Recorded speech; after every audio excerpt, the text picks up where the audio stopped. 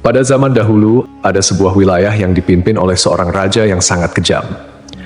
Raja itu memiliki kekuasaan mutlak, luas, dan tak terbatas. Ia memerintah dengan tangan besi, menggunakan segala cara untuk menundukkan rakyatnya, termasuk kekuatan militer dan kekerasan. Raja itu tidak segan-segan menjatuhkan hukuman berat, seperti penyiksaan dan eksekusi mati, demi menakut-nakuti rakyatnya agar tetap patuh dan tidak berani memberontak. Raja ini tidak hanya menguasai tanah dan pemerintahan, tetapi juga mengklaim dirinya sebagai Tuhan. Siapapun yang tidak mengakui klaim tersebut akan disiksa atau bahkan dibunuh. Pada masa sekarang, di era modern ini, kita mungkin menganggap cerita ini sebagai mitos atau legenda belaka. Tetapi sebenarnya kisah ini benar-benar terjadi. Itu adalah kisah tentang Raja Namrud, yang hidup sekitar 2275 sebelum Masehi sampai 1943 sebelum Masehi. Di wilayah Babilonia, sebuah kerajaan yang berdiri di tengah padang pasir Mesopotamia yang kini menjadi bagian dari Irak. Di tengah kerajaan Babilonia yang sedang tumbuh pesat, berdirilah Menara Babel, sebuah menara yang menjulang tinggi dan menjadi simbol kekuasaan dan kebesaran Namrud. Menara tersebut dibangun dengan tujuan untuk mencapai langit dan mengklaim kekuasaan setinggi kekuasaan Tuhan. Kisah ini akan membawa kita pada perjalanan yang menegangkan, dari puncak kejayaan Namrud hingga kejatuhannya yang tragis. Sebelum saya melanjutkan kisahnya, mohon tonton video ini sampai selesai, agar tidak ada kesalahpahaman dalam memahami isi cerita, serta bantu channel ini semakin berkembang dengan cara subscribe, like, serta berikan komentar positif. Jangan lupa tuliskan hajat dan doa Anda di kolom komentar agar kita dapat mengaminkan bersama-sama. Semoga Allah segera mengabulkan semua doa dan hajat kita. Amin ya rabbal alamin. Jarang orang yang tahu bahwa Namrud sebenarnya adalah keturunan dari Nabi Nuh alaihissalam. Ia merupakan putra dari Kanaan, cucu dari Kus, cicit dari Ham, dan keturunan langsung dari Nabi Nuh. Namun sejak lahir, Namrud tidak memiliki hak untuk menjadi raja atau penguasa. Ia dikenal sebagai sosok yang licik, manipulatif, dan penuh tipu daya.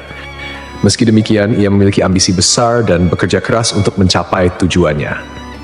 Dengan licik dan tipu daya, Namrud berhasil merebut kekuasaan di Babilonia. Ia menguasai wilayah yang luas dan menjadi salah satu penguasa terkuat pada masanya. Penduduk Babilonia yang sebagian besar bekerja sebagai petani, pedagang, dan pengrajin hidup dalam ketakutan di bawah pemerintahannya. Sementara itu, banyak yang dipaksa menjadi budak, hidup dalam penderitaan tanpa akhir, karena hasil kerja keras mereka dirampas oleh penguasa yang tidak memiliki belas kasihan. Namrud dikenal sebagai raja yang sombong dan zalim. Ia adalah salah satu dari beberapa raja yang pernah mengklaim dirinya sebagai penguasa atas seluruh bumi. Bahkan, ia adalah orang pertama yang secara terang-terangan menyatakan dirinya sebagai Tuhan dan memakai mahkota di kepalanya sebagai simbol kekuasaan ilahinya. Lebih jauh, Namrud juga dikenal mempelajari ilmu sihir yang dilaknat oleh Allah, dan ia adalah salah satu pelopor penyebaran ilmu hitam di kalangan umat manusia. Menara Babel yang dibangun Namrud menjadi salah satu karya arsitektur terbesar pada masanya. Menara ini dikenal sebagai salah satu dari 7 keajaiban dunia kuno. Dengan tinggi yang diperkirakan mencapai 91 meter, menara ini dibangun dari batu bata yang dipanggang dan disatukan dengan aspal dan memiliki tangga spiral yang mengelilingi eksteriornya. Dari puncak menara, orang dapat melihat pemandangan luas dari kota Babilonia dan sekitarnya.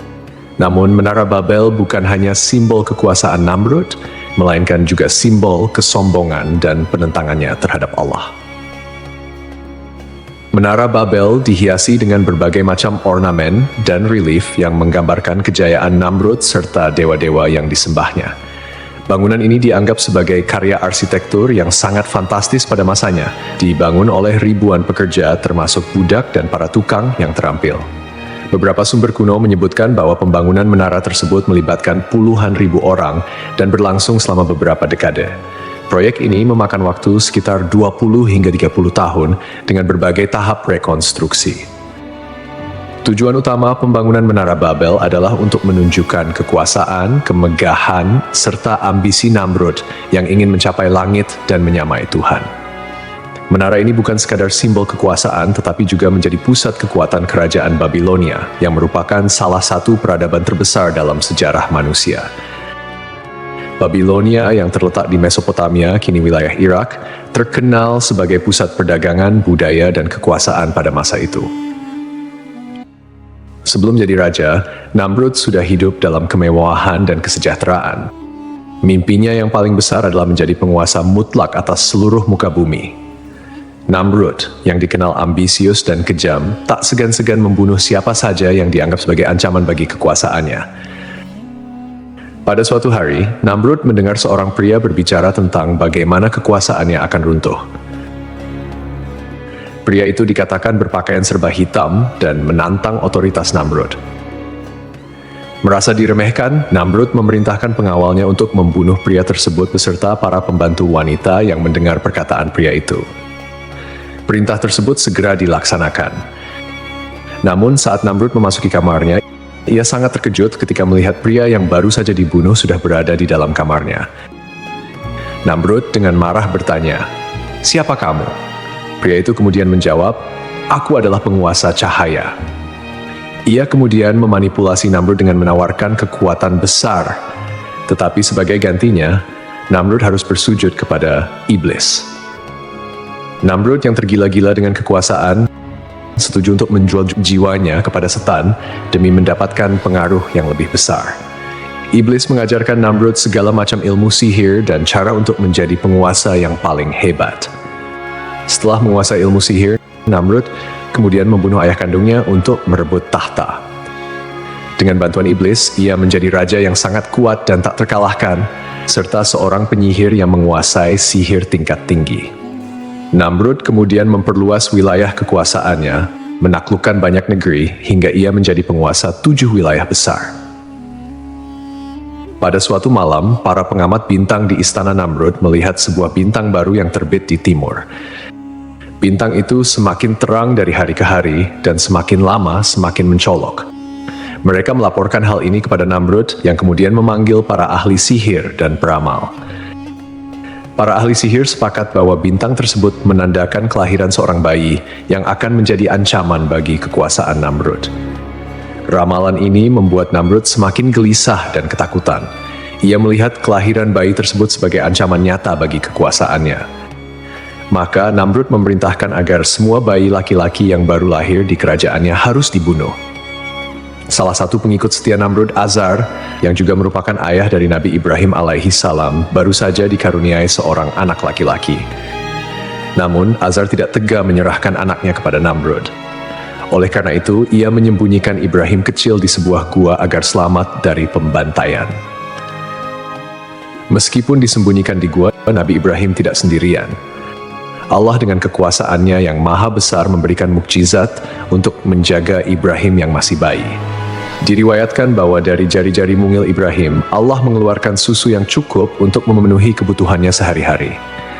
Ibrahim kecil menghisap jarinya sendiri untuk mendapatkan makanan yang dibutuhkannya. Dan dengan izin Allah, ia tumbuh sehat dan kuat meski berada dalam kondisi yang sangat sulit. Tahun demi tahun berlalu, dan Ibrahim tumbuh dalam perlindungan Allah yang penuh keajaiban. Setelah dewasa, Ibrahim diutus oleh Allah sebagai nabi untuk menyeru kaumnya agar meninggalkan penyembahan berhala dan hanya menyembah Allah. Ibrahim pun menjadi penantang utama kekuasaan dan kezaliman Namrud. Ketika kekeringan melanda kerajaan Babilonia dan rakyatnya datang memohon bantuan dari Namrud, Nabi Ibrahim juga hadir di tengah-tengah mereka. Di hadapan Namrud, Ibrahim bertanya, "Siapakah Tuhan yang sebenarnya?" Namrud, yang sombong, mengklaim bahwa dialah Tuhan. Namun Ibrahim dengan tegas mengatakan bahwa Tuhannya adalah Allah yang menghidupkan dan mematikan. Namrud menentang Ibrahim dengan mengatakan bahwa ia juga bisa menghidupkan dan mematikan dengan cara membebaskan seorang tawanan dan membunuh tawanan lainnya. Ibrahim kemudian menantangnya, "Jika kamu memang Tuhan, buatlah matahari terbit dari barat." Namrud terdiam, tidak mampu menjawab, dan akhirnya merasa terhina. Namrud suatu hari memanggil Nabi Ibrahim ke hadapannya. Ia ingin menunjukkan kekuasaannya dan menantang Ibrahim. Untuk membuktikan bahwa ia juga bisa menghidupkan dan mematikan, Namrud memerintahkan 2 orang pria dibawa ke hadapannya. Salah satu dari mereka dibunuh, sementara yang lain dibiarkan hidup.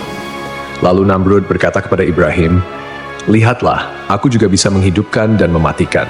Namun, Nabi Ibrahim alaihissalam dengan bijak menjawab, "Kalau begitu, hidupkanlah kembali orang yang telah kamu bunuh." Namrud terdiam, ia tidak bisa melakukan itu. Ibrahim kemudian melanjutkan tantangannya. "Tuhanku menerbitkan matahari dari timur. Jika engkau memang Tuhan, cobalah terbitkan matahari dari barat."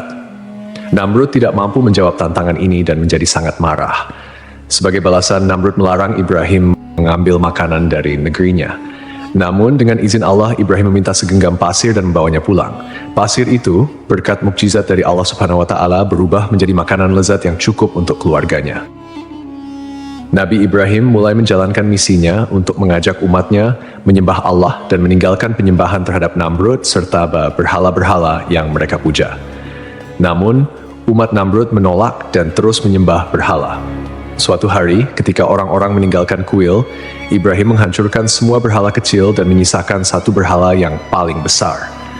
Ketika penduduk kembali dan melihat berhala-berhala mereka hancur, mereka membawa Ibrahim kepada Namrud untuk diadili. Namrud dengan penuh dendam memerintahkan Ibrahim dibakar hidup-hidup. Mereka pun menyalakan api yang sangat besar dan melemparkan Ibrahim ke dalamnya. Namun dengan kehendak Allah, api tersebut tidak membakar Ibrahim sedikitpun dan ia selamat dari hukuman tersebut.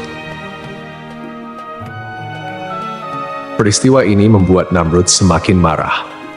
Orang-orang mulai meragukan kekuasaan Namrud dan beralih kepada kepercayaan Ibrahim. Merasa kekuasaannya terancam, Namrud meminta bantuan kepada iblis. Iblis mengatakan bahwa Ibrahim adalah setan yang kebal terhadap api dan menyarankan Namrud untuk menggunakan cara lain. "Namrud, aku telah kalah berkali-kali dengan Ibrahim, dia terus menghina kekuasaanku dan sekarang rakyat mulai meragukan kebesaranku. Aku adalah raja dunia, tapi mengapa aku tidak bisa menundukkan seorang Ibrahim? Kekuasaanmu besar, tetapi engkau hanya kalah karena engkau belum menggunakan semua cara. Ibrahim bukanlah seorang manusia biasa. Ia dilindungi oleh kekuatan yang tidak bisa engkau lawan dengan kekuatan fisik. Lalu apa yang harus aku lakukan? Apa yang bisa mengalahkannya? Aku sudah mencoba membunuhnya dengan api, tapi bahkan api pun tidak mematuhiku." Iblis, Ibrahim dilindungi oleh Tuhannya, tetapi aku bisa memberikanmu kekuatan untuk menandingi itu. Sembahlah aku. Akulah yang bisa memberimu kekuatan sihir, kekuatan untuk mengendalikan segala hal di dunia ini. Bersama kita bisa menghancurkan Ibrahim. Mengapa aku harus menyembahmu? Bukankah aku adalah Tuhan di atas segala Tuhan? Engkau mengklaim demikian, tetapi lihatlah dirimu. Engkau tidak bisa mengalahkan Ibrahim. Aku akan memberikanmu kekuatan yang tidak engkau miliki. Sebagai gantinya, engkau harus menyerahkan dirimu kepadaku. Dan aku akan menunjukkanmu jalan untuk mencapai kekuatan yang lebih besar dari apa yang kau miliki sekarang. Dalam kesombongannya, Namrud setuju untuk bersekutu dengan iblis. Iblis kemudian mengajarkan Namrud berbagai macam ilmu sihir, termasuk cara menggunakan kekuatan jahat untuk mengendalikan orang-orang di sekitarnya. Namrud semakin tenggelam dalam kekufuran, menyembah kekuatan jahat dan menggunakan sihir untuk memperkuat kekuasaannya. Ia bahkan menjadi penyihir yang sangat kuat dan merasa dirinya tak terkalahkan. Allah Subhanahu wa Ta'ala kemudian mengirimkan pasukan nyamuk sebagai hukuman kepada Namrud dan tentaranya. Nyamuk-nyamuk tersebut menyerang dan menghancurkan pasukan Namrud dan hanya menyisakan dirinya seorang diri. Salah satu nyamuk masuk ke dalam hidung Namrud dan menetap di otaknya, menyebabkan rasa sakit yang luar biasa. Untuk meredakan rasa sakitnya, Namrud harus memukul kepalanya dengan palu atau benda keras. Rasa sakit ini berlangsung selama 400 tahun, hingga akhirnya Namrud mati dalam keadaan yang sangat mengenaskan. Kisah ini menunjukkan bahwa kekayaan, kekuasaan, pasukan, dan bala tentara yang kuat tidak ada artinya di hadapan kekuasaan Allah.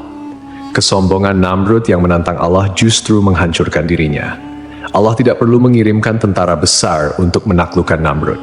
Cukup dengan pasukan nyamuk, Namrud yang perkasa pun hancur. Dengan kematian Namrud, kerajaan Babilonia yang dulu perkasa mulai runtuh perlahan. Namrud tidak memiliki penerus yang kuat, sehingga kerajaannya terpecah belah dan menjadi sasaran invasi dari kekuatan asing. Babilonia yang pernah dibanggakan oleh Namrud akhirnya jatuh dan terpecah menjadi kerajaan-kerajaan kecil yang saling bersaing. Kisah ini menjadi pelajaran bagi kita semua bahwa hanya Allah yang memiliki kekuasaan mutlak, dan kepadanya lah kita harus tunduk. Hal ini menjadi bukti bahwa tidak ada kekuasaan manusia yang bisa melawan kekuasaan Allah, seberapapun kuatnya mereka.